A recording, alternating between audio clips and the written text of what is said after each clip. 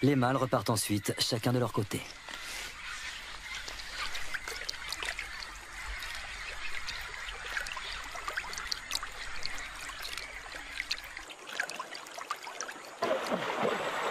Soudain, nous faisons une découverte de taille. Un serpent géant tout près de la rive.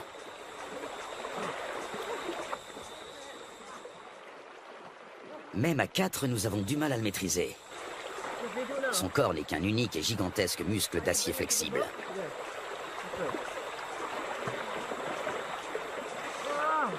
Il doit avoisiner les 200 kilos.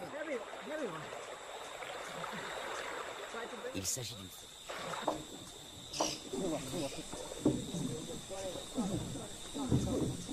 Sur la berge, nous pouvons la mesurer en toute tranquillité.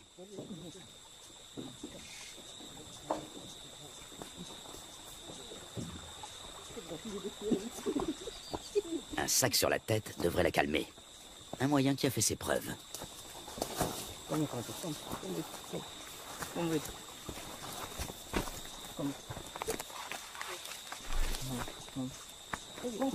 Nous parvenons à la ramener à terre sans trop de résistance. Avec sa taille, elle ne connaît plus aucun prédateur naturel. Certes, elle n'est pas venimeuse, mais elle sait se défendre.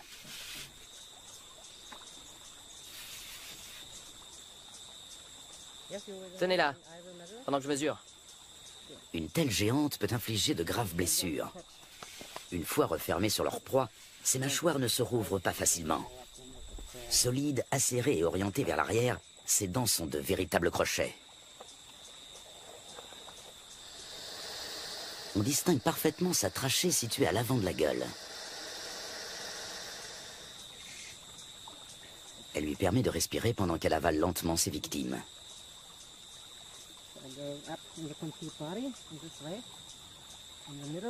L'anaconda fait jouer ses muscles.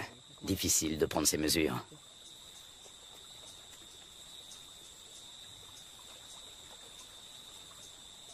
Cette femelle est nettement plus imposante que tous les autres voyages. Lutz doit s'y reprendre à plusieurs reprises.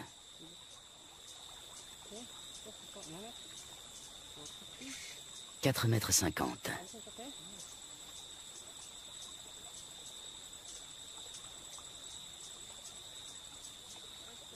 5,70 m.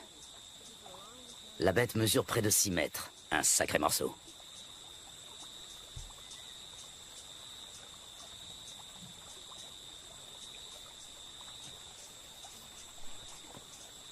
Lutz mesure la circonférence de son corps à l'endroit le plus fort.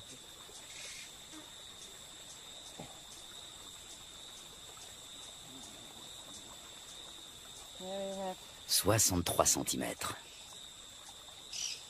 Il s'assure que le dessin de ses écailles correspond bien aux descriptions scientifiques du grand anaconda.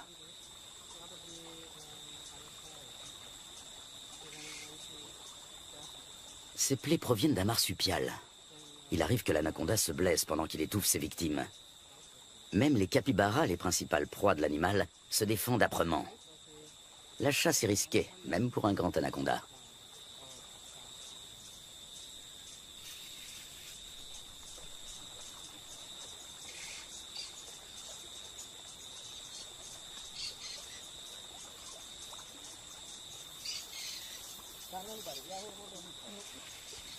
Il faut maintenant relâcher la tête de l'animal, la manœuvre la plus délicate. Lorsque le serpent retrouve sa vision, il vaut mieux être déjà loin.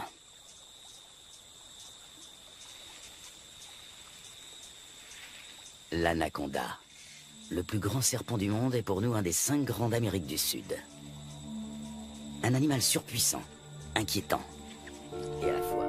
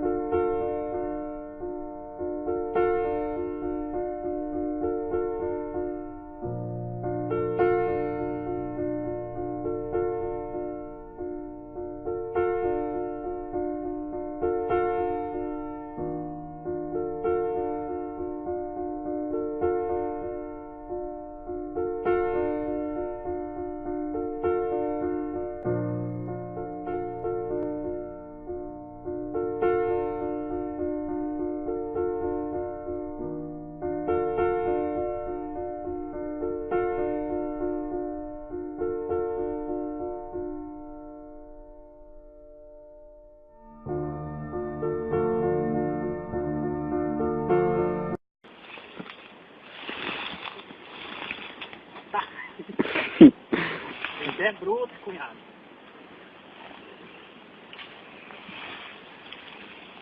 Cabeça dela aí.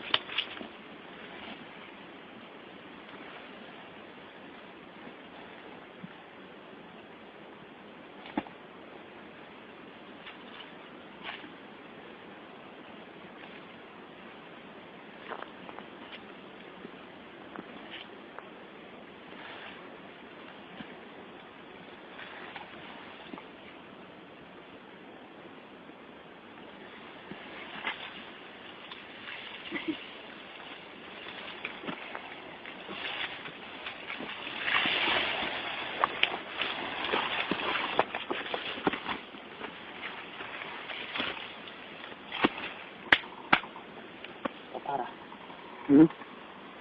Vamos lá.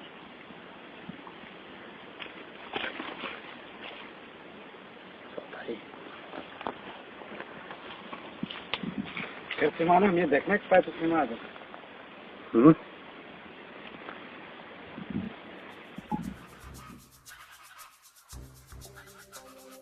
There's only one creature out here with enough muscle to make our countdown. And it's not the Cayman crocodile.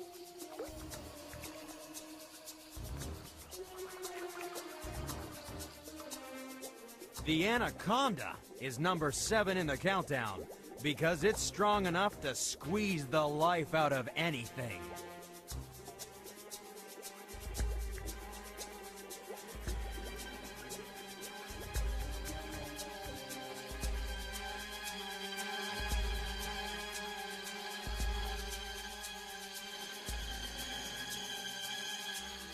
But how can a snake kill a croc? To find out, you just have to ask Peter Taylor from the St. Louis Zoo. Snakes asphyxiate their prey when they're using constriction as a method by biting, using the neck as the first coil, and then several of the mid-body coils, which have a lot of power, and just tightening up, just as the snake is doing with some effect right now on my arm. You can see there's very little space there. And if I had a lung inside that arm, I would not have room to breathe. And that would be a big problem for me or for a small prey item. So it's a muscular tightening of the coils and of the slack in between. A little like this. All that muscle can be deadly. But to really get to grips with how muscles work, you need to know that there are actually 3 kinds of muscle. There's every reason to be scared of this snake. The anaconda is the heaviest snake in the world. It can weigh more than 3 men. And since the anaconda never stops growing, eventually the snake can become long enough to wrap itself around a school bus. So catching animals even the size of a deer should be no problem.